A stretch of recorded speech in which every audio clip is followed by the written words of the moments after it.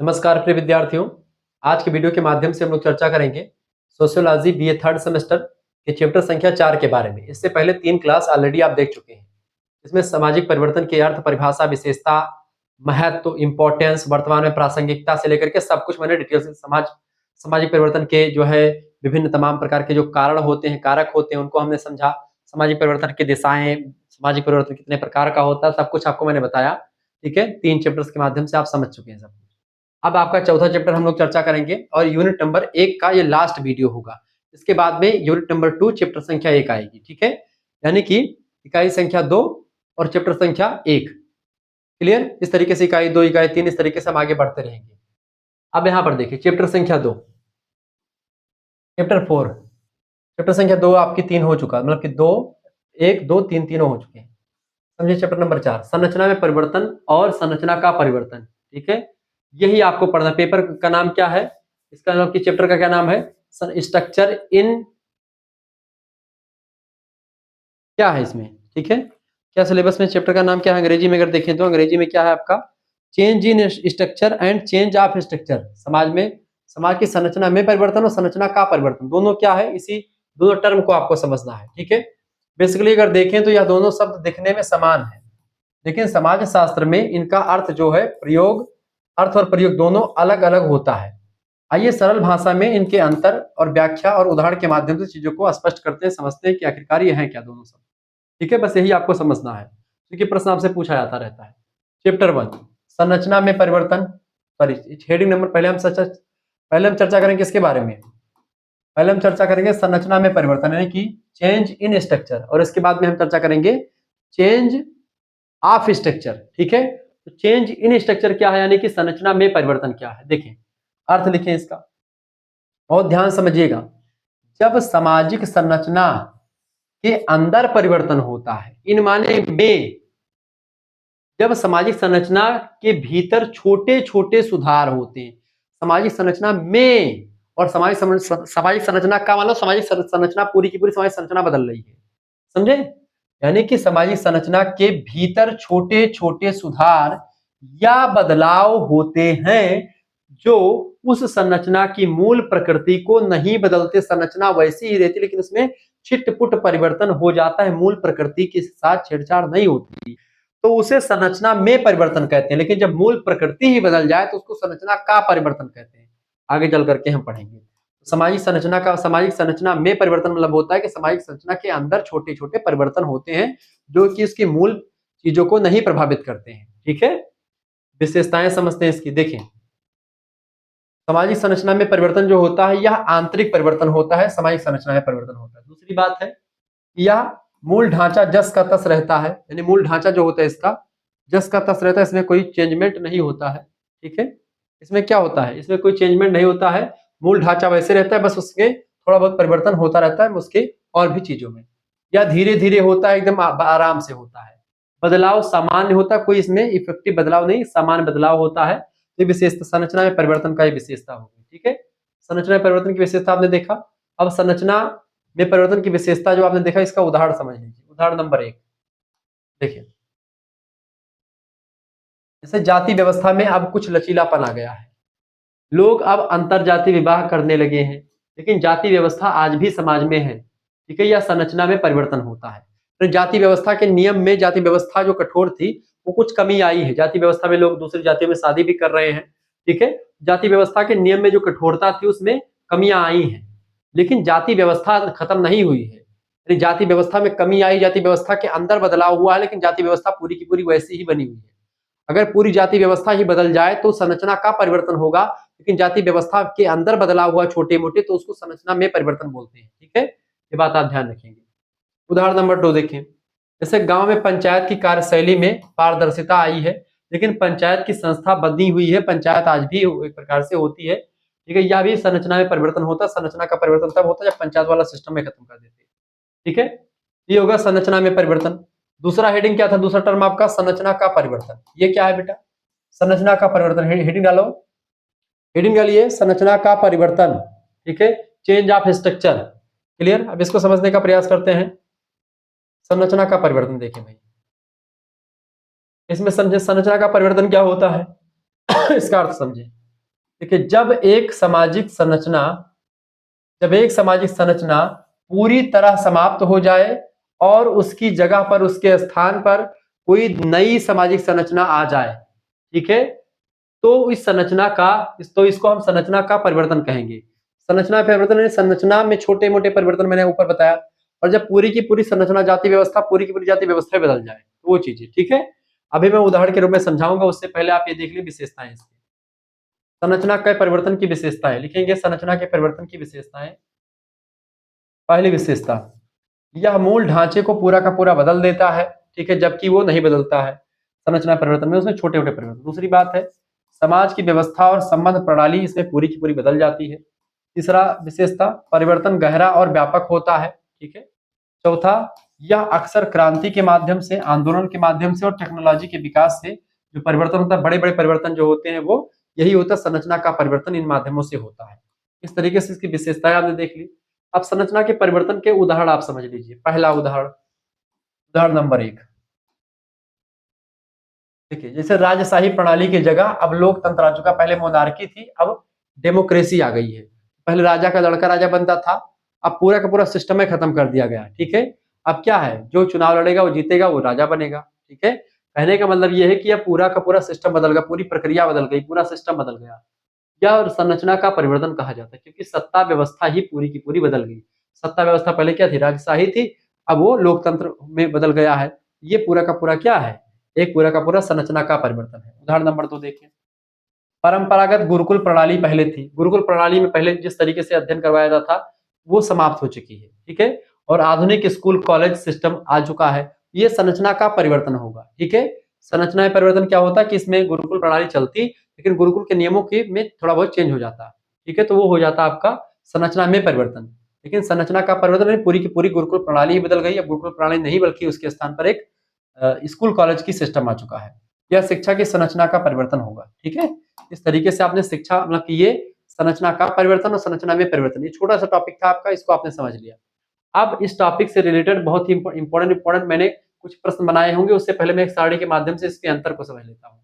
देखिए, इसमें परिवर्तन को संरचना में परिवर्तन एक तरफ लिखा हुआ इधर, और इधर लिखा हुआ हमने संरचना का परिवर्तन। दोनों में अंतर समझने का प्रयास करते हैं, तुलना करते दोनों की, विभेद करते, क्योंकि परीक्षा में प्रश्न आया हुआ है ये, कि दोनों में क्या अंतर है।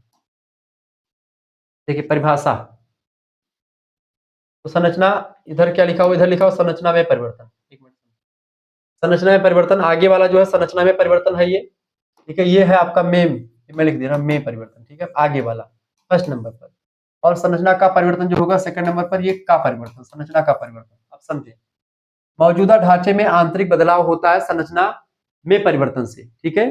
सामाजिक संरचना में परिवर्तन मतलब कि मौजूदा ढांचे में आंतरिक बदलाव होगा, और संरचना का परिवर्तन जो होता है वो मौजूदा ढांचे को पूरी तरह से समाप्त करके दूसरे कोई व्यवस्था आ जाती है उसके स्थान पर, ठीक है। ये अंतर पहला। दूसरा अंतर इसकी प्रकृति को लेकर के होता है, क्योंकि प्रकृति जो होती है धीरे धीरे और सतही होती है। इसमें किसमें, संरचना में परिवर्तन जो होता है उसमें प्रकृति धीरे धीरे और एक सतही जो है इसका जो है परिवर्तन होता है, या एक धीरे धीरे होता है, बहुत व्यापक नहीं होता है, आराम से होता है, धीरे विकास टाइप का, ठीक है। जबकि इसमें क्या होता है, गहरा और मौलिक परिवर्तन होता है। मौलिक परिवर्तन होगा और गहरा होगा, तीव्र गति से होगा, ठीक है। तीसरा अंतर, ठीक है, संरचना में परिवर्तन जो होता है, इसका प्रभाव जो पड़ता है वो ढांचे की प्रकृति वही रहती है, ढांचा पूरा का पूरा वही रहता है, उसके अंदर बदलाव होता है।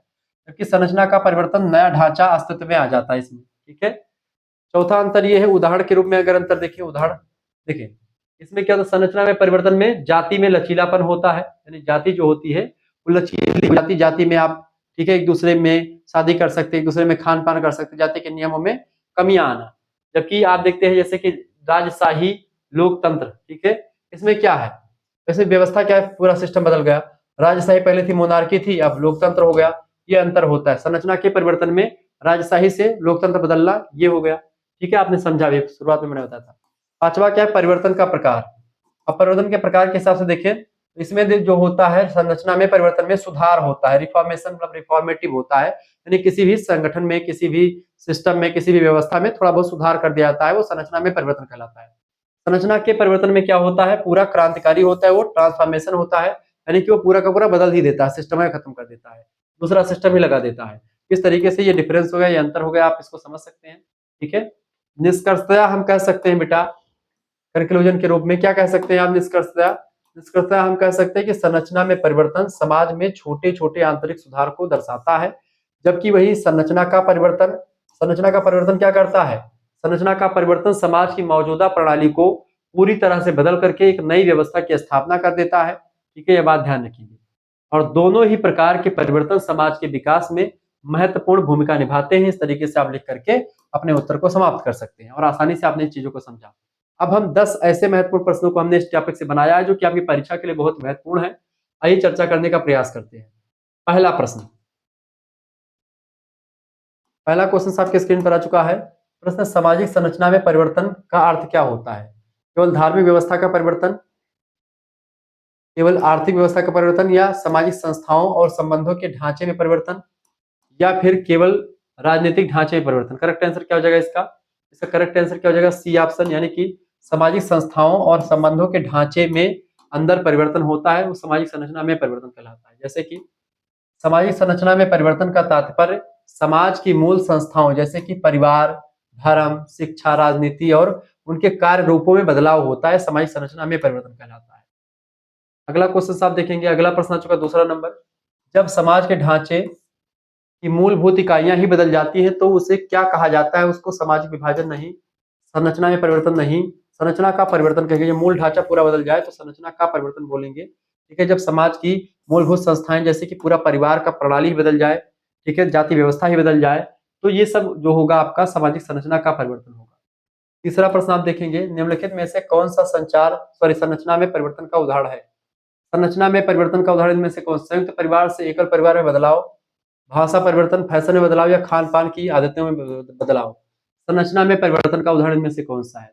परिवार की संरचना में बदलाव संरचना में परिवर्तन का एक उदाहरण है, यानी ऑप्शन नंबर इसका ए करेक्ट आंसर हो जाएगा। संरचना, संयुक्त परिवार से एकल परिवार में बदलाव जो होता है संरचना में परिवर्तन को दिखाता है। ठीक है,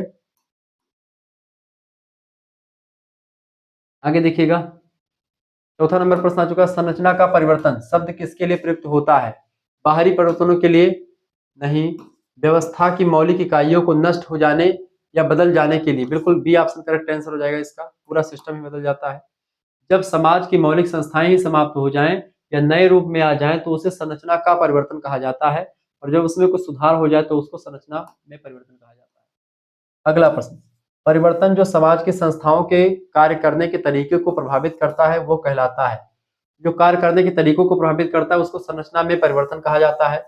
ऑप्शन नंबर इसका बी करेक्ट आंसर हो जाएगा।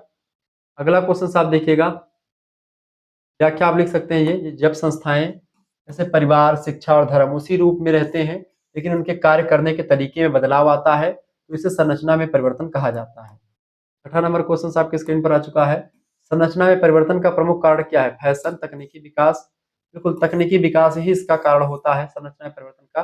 टेक्नोलॉजी के विकास से क्या होता है?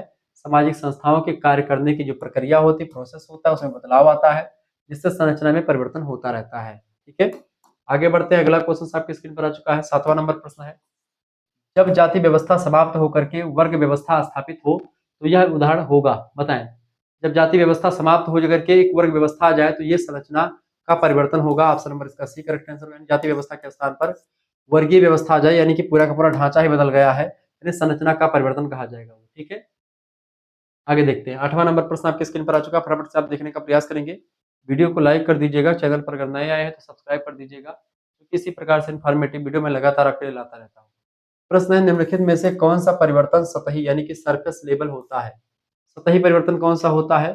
संरचना में परिवर्तन जो होता है वो सतही परिवर्तन होता है। ऑप्शन नंबर इसका ए करेक्ट आंसर हो जाएगा। ठीक है, संरचना में परिवर्तन सतही हो सकता है क्योंकि इसमें केवल काल प्रणाली में बदलाव होता है, मूल इकाई बनी रहती है। ठीक है, अगला क्वेश्चन आ चुका संरचना, 9वां नंबर प्रश्न है, संरचना का परिवर्तन समाज पर किस प्रकार का प्रभाव डालता है? बहुत हल्का प्रभाव, बिल्कुल नहीं, केवल रीति रिवाज पर नहीं, गहराई से और मौलिक स्तर पर प्रभाव डालता है। इसका सी ऑप्शन करेक्ट आंसर हो जाएगा। आगे देखिएगा, संरचना का परिवर्तन समाज की नींव को प्रभावित करता है और गहरे स्तर पर बदलाव लाता है। 10वां नंबर प्रश्न है और लास्ट क्वेश्चन, निम्नलिखित में से कौन सा एक दीर्घकालिक प्रक्रिया है? दीर्घकालिक प्रक्रिया जो होता है, संरचना का परिवर्तन एक दीर्घकालिक प्रक्रिया है। Option number A correct answer हो जाएगा, यानी संरचना का परिवर्तन समाज की मौलिक इकाइयों में बदलाव लाता है, जो धीरे-धीरे और दीर्घकालिक प्रक्रिया होती है। इस तरीके से आप लोगों ने चीज़ों को समझ लिया और मिलते हैं फिर नेक्स्ट वीडियो, तब तक के लिए हम जय हिंद, जय भारत। लेकिन ध्यान रखिए, अगर आपको जुड़ना है हमारे साथ तो जुड़ सकते हैं 9161 पीडीएफ प्राप्त कर सकते हैं 93 60 62। इस नंबर पर आप व्हाट्सएप पर एसएमएस कर दीजिएगा। मात्र 100 रुपए फीस में आपको सब कुछ मिल जाएगा। अपना नाम, ठीक है, अपने यूनिवर्सिटी का नाम, अपने सब्जेक्ट के नेम और अपने सेमेस्टर का नाम लिख करके इसमें भेज दीजिएगा। थर्ड सेमेस्टर पूरा का पूरा, आप ये चौथी क्लास है और इससे पहले 3 क्लास ऑलरेडी आपकी हो चुकी है। यूनिट नंबर 1 पूरा का पूरा आपका ये पीडीएफ जो है आपका यूनिट नंबर 1 का पूरा समाप्त मैंने कर दिया पढ़ा करके। अब यूनिट नंबर 2 का पीडीएफ आपके लिए बन रहा है, उसके लिए जल्दी आपकी क्लास होगी यूनिट नंबर 2 की चैप्टर संख्या 1 की। उसमें भी 4 चैप्टर हैं, उसको भी 4 चैप्टर्स के माध्यम से हम समाप्त करेंगे। चलिए, आपको आपके पास एक स्कैनर भेजेंगे, उसी स्कैनर पर आपको 100 रुपए फीस जमा कर देनी होगी। उसके बाद में आपको पीडीएफ नोट्स वाले ग्रुप से, लाइव क्लास वाले ग्रुप से जोड़ दिया जाएगा। वहां पर आपको live class, video lectures, PDF notes सभी सब्जेक्ट के मिलेंगे। 3 मेजर सब्जेक्ट की तैयारी आपकी, 3 मेजर सब्जेक्ट, 1 माइनर सब्जेक्ट, 1 को करिकुलर सब्जेक्ट, सभी की तैयारी मात्र 100 रुपए फीस में हो जाएगी, ठीक है, यानी 5 सब्जेक्ट की तैयारी, ठीक है। और सभी विश्वविद्यालयों के लिए जरूरी है, किसी भी विश्वविद्यालय, किसी भी कॉलेज में आप पढ़ रहे हैं, आपके लिए लेक्चर पूर्ण रूप से समर्पित है, ठीक है। धन्यवाद, मिलते हैं फिर नेक्स्ट वीडियो में, तब तक के लिए जय हिंद, जय भारत। आप सभी का बहुत बहुत धन्यवाद हमारे से जुड़ने के लिए। इसी प्रकार से अपना प्यार हमेशा बनाए रखेंगे। वीडियो को लाइक, चैनल को सब्सक्राइब भी कर दीजिएगा।